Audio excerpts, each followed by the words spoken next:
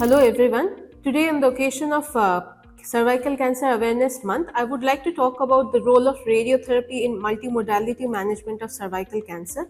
Now, let's understand what multimodality management means.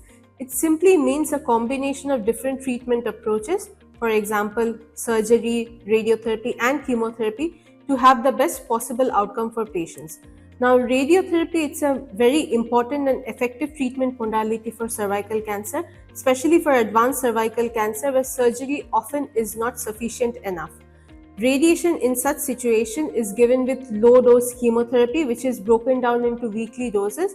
So a patient typically gets 5 days of radiotherapy a week and one chemotherapy every week over a course of 5 to 5.5 weeks, and followed by internal radiation.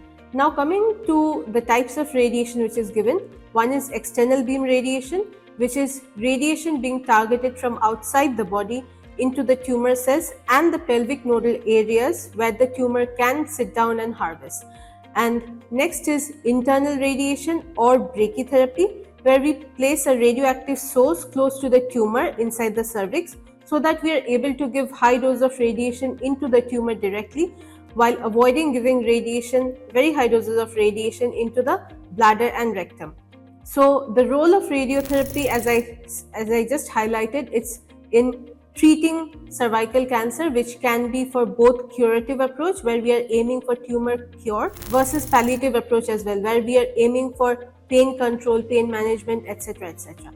So radiotherapy, as I would like to highlight again, is an effective treatment modality, and we should spread word about this effective life-saving treatment approach for cervical cancers. Thank you.